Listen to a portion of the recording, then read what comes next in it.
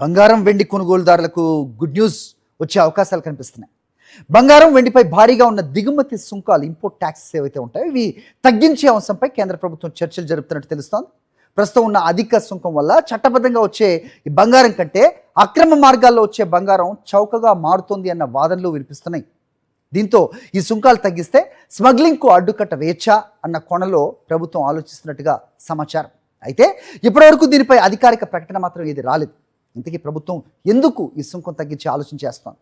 సుంకం తగ్గితే బంగారం వెండి ధరలు ఎంతవరకు తగ్గే అవకాశం ఉంటుంది? Watch this. బంగారం భారతీయులకు అత్యంత ఇష్టమైన పెట్టుబడి సాధనం.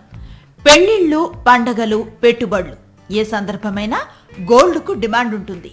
కానీ దేశీయంగా అవసరమైన స్థాయిలో బంగారం ఉత్పత్తి లేకపోవడంతో భారత్ భారీగా దిగుమతులపైనే ఆధారపడుతోంది. ప్రతి ఏడాది భారత్ సుమారు 700 నుంచి 800 టన్నుల బంగారాన్ని దిగుమతి చేసుకుంటోంది. ఇక బంగారం దిగుమతులు భారీగా పెరిగితే విదేశీ మారక ద్రవ్యంపై ఒత్తిడి పెరుగుతోంది. ముఖ్యంగా డాలర్లకు డిమాండ్ పెరగటంతో కరెంట్ అకౌంట్ లోటు పెరిగే అవకాశం ఉంటుంది. ఇది చివరికి రూపాయి విలువపైన ప్రభావాన్ని చూపొచ్చు. ఈ నేపథ్యంలోనే దిగుమతులను నియంత్రించేందుకు కేంద్రం మే 13న బంగారంపై దిగుమతి సుంకాన్ని పెంచింది. కానీ సుంకం పెంచిన దిగుమతులు మాత్రం అనుకున్న స్థాయిలో తగ్గలేదు. ఏప్రిల్లో బంగారం దిగుమతులు ఏకంగా 82% పెరిగాయి. సుంకం పెంచిన తర్వాత మేలోనూ దిగుమతులు దాదాపు 34% పెరిగాయి. జూన్, జులైల్లో కలిపి బంగారం దిగుమతుల విలువ 5.5% పెరిగి $6.13 బిలియన్ చేరింది.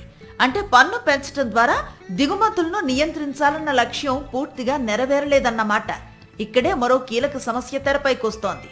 చట్టబద్ధంగా దిగుమతి చేసుకునే బంగారంపై భారీ సుంకం ఉండటంతో ఖరీదుగా మారుతుంది.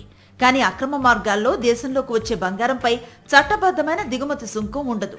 దీంతో చట్టబద్ధమైన బంగారం, అక్రమంగా వచ్చే బంగారం మధ్య ధర వ్యత్యాసం పెరిగే అవకాశం ఉంటుంది.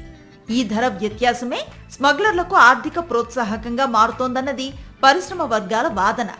అందుకే ప్రస్తుతం ఉన్న 15% సుంకాన్ని 6%కి తగ్గించాలని బులియన్ వ్యాపారులు, జ్యువెలరీ పరిశ్రమలు కేంద్రాన్ని కోరుతున్నాయి. వ్యాపార నిపుణుల లెక్క ప్రకారం సుంకం తగ్గితే చట్టబద్ధంగా దిగుమతి చేసుకునే బంగారం ధర కొంత తగ్గుతుంది. దీంతో అధికారిక దిగుమతులకు ప్రోత్సాహం లభించవచ్చు. అదే సమయంలో చట్టబద్ధమైన, అక్రమమైన బంగారం మధ్య ఉన్న ధర వ్యత్యాసం తగ్గితే స్మగ్లింగ్కు ఉన్న ఆర్థిక ఆకర్షణ కూడా తగ్గే అవకాశం ఉంటుంది. అయితే సుంకం తగ్గించడమే స్మగ్లింగ్కి పూర్తి పరిష్కారం కాదు. కస్టమ్స్ నిఘా, అక్రమ రవాణాపై చర్యలు, అంతర్జాతీయ బంగారం ధరలు, దేశీయ డిమాండ్ వంటి అంశాలు కూడా కీలకమే. ఇక కేంద్రం కేవలం బంగారం గురించే కాకుండా వెండి, ప్లాటినం దిగుమతి సుంకాలపైన చర్చిస్తున్నట్లుగా తెలుస్తోంది.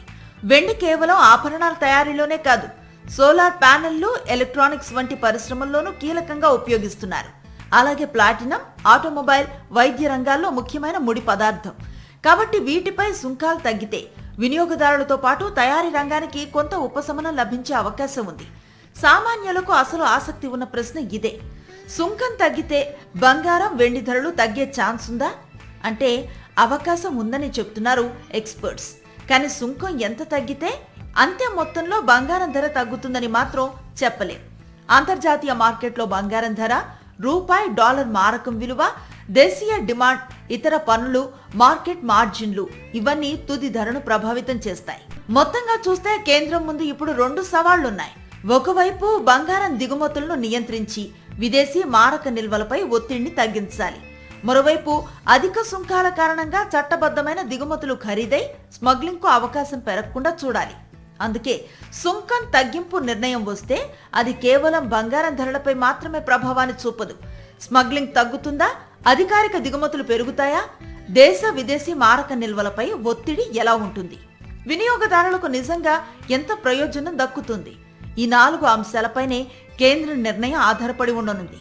అయితే 15% నుంచి 6%కి సుంకం తగ్గిస్తారా, లేక మరేదైనా ఫార్ములాను అమలు చేస్తారా అన్న దానిపై మాత్రం ఇంకా స్పష్టత రావాల్సి ఉంది. బంగారం మెరుపు పెరగాలంటే పన్ను తగ్గింపుతో పాటు స్మగ్లింగ్కు చెక్ పెట్టడం కూడా అంతే కీలకం.